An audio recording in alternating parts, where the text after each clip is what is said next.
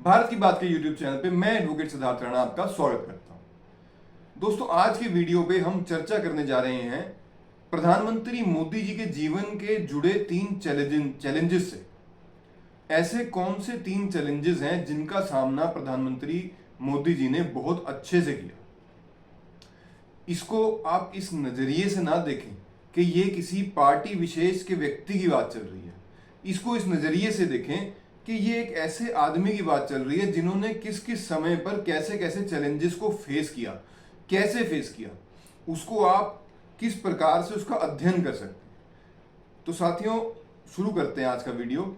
सार्वजनिक जीवन में आने के बाद हम सभी को पता है भाई, नरेंद्र मोदी जी संघ की विचारधारा से हैं, संघ से जुड़े हुए व्यक्ति हैं। संघ में बहुत लंबे टाइम तक उन्होंने बतौर प्रचारक काम किया। प्रचारक के बाद जब वो सार्वजनिक जीवन में आए, पॉलिटिक्स में आए, या यूं कह लीजिए बीजेपी में आए, तो 1980 और 90 के बीच में, लगभग 87 के आसपास की ये बात है, जब उन्हें संगठन मंत्री के तौर पे, बतौर संगठन मंत्री बीजेपी में संघ से भेजा गया। और उनकी ड्यूटी जो लगाई गई, उन्हें जो प्रभार दिया गया, वो दिया गया गुजरात का। साथियों, अब आपके और मेरे मन में ये बात आएगी, भाई गुजरात तो बहुत ही प्रोस्परस सिटी है, गुजरात में क्या चैलेंजेस हो सकते हैं। नहीं, जब हमने इसकी डिटेल को खंगालना चाहा तब पता चला भाई 1987 के आसपास का जो गुजरात था, वो आज के गुजरात से यूं कह लीजिए कि टोटल 100% विपरीत स्थिति में था। भाजपा के दृश्य में भी, सरकार के दृश्य में भी, डेवलपमेंट के दृश्य में भी, हर एक दृश्य में बिल्कुल ही उल्टा था। जहां तक हम भाजपा की बात करें, बीजेपी का संगठन वहां पे उस टाइम बिल्कुल शून्य था। जो भी युवा बीजेपी से जुड़ना चाहता था, उनको उनके प्रोफेसर ये कह के मना कर देते थे कि तुम गलत रास्ते पे जा रहे हो, ये रास्ता ठीक नहीं है। ऐसे समय पर जब एक भी कॉरपोरेशन, एक भी सीट, मतलब बहुत ही बुरी परिस्थिति जो थी भाजपा की गुजरात में थी, तब बतौर संगठन मंत्री नरेंद्र मोदी जी को वहां का प्रभार दिया गया। और महज 1 साल के अंदर नरेंद्र मोदी जी ने अपनी कुशल जो नेतृत्व है, अपने संगठन का जो अनुभव है, उस सारे से 1 साल के अंदर अंदर अहमदाबाद का जो म्युनिसिपल कॉरपोरेशन का चुनाव था, वो भाजपा को जिता के दिया। उसके बाद 1980 में, 1990 में भाजपा में जब वहां गुजरात में जब चुनाव हुए, तो बीजेपी वहां 50% की भूमिका में सरकार में आ गई। और 1995 तक बीजेपी ने पूर्ण बहुमत की वहां पे सरकार बना ली। तो साथियों, ये तो थी मोदी जी की, जब मोदी जी ने राजनीतिक जो सार्वजनिक जीवन है, इसमें बतौर संगठन मंत्री बीजेपी में शुरुआत करी। कैसे उन्होंने एक बिल्कुल हाशिए पे खड़े संगठन को सरकार के चरम सीमा तक, या यूं कह लीजिए एक स्टेट में सबसे ऊपर तक, मुख्यमंत्री तक पहुंचा दिया। सीएम तक अपनी पार्टी का बनाने में वो कामयाब रहे बहुत कम समय में। और ये सारी कामयाबी का श्रेय उनके कठोर परिश्रम, उनकी इम्प्लीमेंटेशन, और जो एक छोटी छोटी पॉलिसीज वो लेके आते हैं, उसको जाता है। साथियों, गुजरात का जो संगठन का मॉडल उन्होंने उस समय में खड़ा करा, ये हर एक पार्टी के लिए, जो भी राजनीतिक व्यक्ति हैं, उनके लिए एक शोध का विषय बना हुआ है कि इसको पढ़ के अपने लिए, अपनी पार्टी के लिए, अपने राजनीतिक करियर के लिए कैसे उसको ढाल सकें, उसमें उसको इम्प्लीमेंटेशन कर सकें। ये बहुत ही एक काम आने वाली चीज है। इसको किसी पार्टी विशेष के व्यक्ति से जोड़ के देख के नजरअंदाज करना ठीक बात नहीं। फिर मोदी जी के जीवन में दूसरा पड़ाव आया साथियों, जब उनको मुख्यमंत्री बनाया गया। मुख्यमंत्री बनने का इससे पहले तक वो एक कोई सरपंच का चुनाव भी उन्होंने नहीं लड़ा था, सरपंच भी नहीं रहे थे। संगठन चलाना और सरकार चलाना, साथियों, ये दो विपरीत, बिल्कुल ही विपरीत चीजें हैं, टोटली डिफरेंट चीजें हैं। संगठन अलग तरीके से चलता है, सरकारें अलग तरीके से चलती हैं। और जिस व्यक्ति को एक सरपंच भी कभी जो ना रहा हो, उसे सीधा उठा के मुख्यमंत्री बना दिया गया, उसके बाद उसके सामने कैसी कैसी चुनौतियां रही होंगी। गुजरात का जो उस टाइम का सरकार का जो स्ट्रक्चर था, वो भी चरमरा चुका था, बहुत आप यूं कह लीजिए साबरमती जैसी सेफ सीट भी बीजेपी हार गई थी। राजकोट का जो म्युनिसिपल का इलेक्शन है वो 1970 के बाद से पहली बार उस टाइम पे हारी जब मोदी जी को मुख्यमंत्री की कुर्सी दी गई। भुज का बहुत बड़ा एक भूकंप, हम सबको याद होगा कि कैसे भुज जो है वो तहस नहस हो गया, कितनी बड़ी आपदा वहां पे आई। इन सारी चीजों के समय में मोदी जी ने वहां बतौर मुख्यमंत्री कार्यभार संभाला। मोदी जी की जो एक पर्सनैलिटी है उसमें आप एक चीज हमेशा देखेंगे कि कभी भी उन्होंने मुसीबतों से, तकलीफों से, आपदाओं से भागने का प्रयास नहीं करा, उनको आगे बढ़ के एड्रेस किया। साथियों, मैं जब भी बात कर रहा हूं नरेंद्र मोदी जी की, तो आप इसको एक ऐसे व्यक्ति के तौर पे देखें, इसको आप किसी भी पार्टी का चश्मा लगा के इस वीडियो को ना देखें, ना भाजपा का चश्मा लगा के देखें, ना कांग्रेस का, ना आपका, ना आरएलडी, ना किसी भी अन्य पार्टी का चश्मा लगा के आप इसको ना देखें। आप ऐसा देखें कि किसी व्यक्ति ने किस तरीके से कहां तक कितनी तरक्की करी है, उसके फैक्ट्स पे जाके उस चीज का अध्ययन करें। तो जब वो मुख्यमंत्री बने साथियों, उन्होंने एक्सपर्ट से सलाह लेकर अपने एक्सपीरियंस को, अपनी एक जो अपनी बुद्धि, हर एक आदमी के पास अपनी बुद्धि होती है, उसका प्रयोग करके कैसे उन्होंने गुजरात की समस्याओं का हल करना शुरू किया। और धीरे धीरे गुजरात में उस टाइम साथियों सबसे बड़ी समस्या जो थी वो था एजुकेशन में ड्रॉप आउट।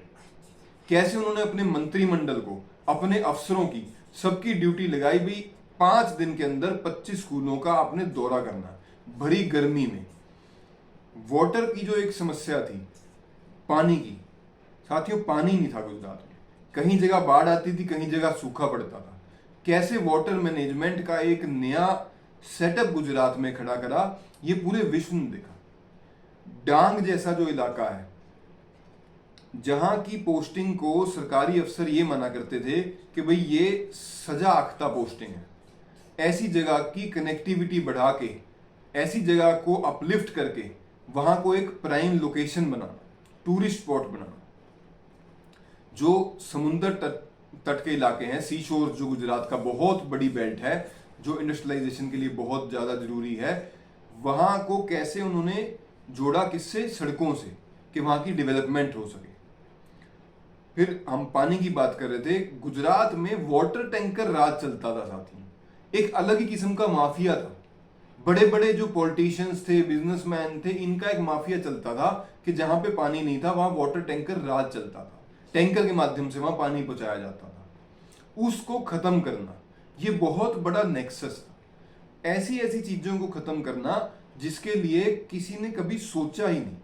और आपको ये जान के बड़ी हैरानी होगी कि आज पूरे भारत में मात्र गुजरात ऐसा एरिया है जहां पे जो वाटर लेवल, जमीन मतलब जो अंडर वाटर लेवल होता है, अंडरग्राउंड जो वाटर होता है हमारी धरती में, उसका इजाफा हुआ है। ऐसी एक स्टेट बन के उभरना गुजरात का। तो दूसरा चैलेंज हो गया साथियों गुजरात के मुख्यमंत्री के तौर पे। फिर तीसरे चैलेंज की अगर हम बात करें, राष्ट्रीय राजनीति। राष्ट्रीय राजनीति और स्टेट की राजनीति, इन दोनों में जमीन आसमान का फर्क है। राष्ट्रीय राजनीति में आपको बहुत सी चीजें देखनी पड़ती हैं, फॉरेन रिलेशन, आपकी international image, internal security, international मुद्दे, बहुत सारी चीजें। तो इसका भी कोई अनुभव मोदी जी को उससे पहले नहीं था, या यूं कह लीजिए उससे पहले उनका दिल्ली आना जाना, कभी उन्होंने आज तक पार्लियामेंट के अंदर कदम नहीं रखा था जब वो प्रधानमंत्री बने। अब एक आदमी को कितने एक जगह से उठा के कितने बड़े दफ्तर में बिठाया जाता है और उसके बाद उसकी जो कार्यशैली है, कार्यकुशलता है, वो इतनी ज्यादा एडवांस होकर निकलती है। ये अपने आप में बहुत बड़ा एक चमत्कारी, जिसे कह लीजिए योग है। जो भी व्यक्ति उनके आसपास या उनके नजदीक काम करते हैं, वो जो उन्हें थोड़ा नजदीक से जानते हैं या जिन्होंने उनके बारे में पढ़ा है, उन्हें पता है भाई मोदी जी किस हिसाब से काम करते हैं और बड़ी बड़ी चीजों को कैसे पॉजिटिवली हैंडल करते हैं। तो साथियों, जब उन्होंने 2014 में प्रधानमंत्री की कुर्सी संभाली, उस टाइम देश का जो हाल था वो हम सबको पता है। 12 लाख करोड़ से ज्यादा घोटाले सरफेस पे आ चुके थे। मनमोहन सिंह जी की सरकार थी, इंटरनेशनल जो भारत की इमेज थी वो बहुत ज़्यादा गिर चुकी थी। फिर बात करें इंटरनल सिक्योरिटी की, इंटरनल सिक्योरिटी की जो हालत थी वो ऐसी थी कि जगह जगह बम ब्लास्ट, कसाब जैसे हमने देखा भाई कैसे अंदर तक घुस गए थे आतंकवादी। इंटरनल सिक्योरिटी जो थी वो बहुत चरमराई हुई थी। तो इन सब मुद्दों से लड़ते हुए, इकोनॉमी का ध्यान रखते हुए, वो सारी चीज को कवर करके कैसे आज जो हमारा देश प्रगति की ओर अग्रसर है, इस चीज को अगर हम फैक्ट्स के आधार पे देखें तो हम नकार नहीं सकते। हाँ, किसी पार्टी विशेष का चश्मा लगा के अगर हम देखें तो हम उस चीज को या तो नहीं देखेंगे या बढ़ा चढ़ा के देखेंगे। लेकिन मेरी फिर से आपसे एक बारी विनती है कि इस एक व्यक्ति को अगर हम देखें, आप आज कि ये भाजपा की पार्टी के प्रधानमंत्री हैं देश के, ऐसा करके मत देखिए।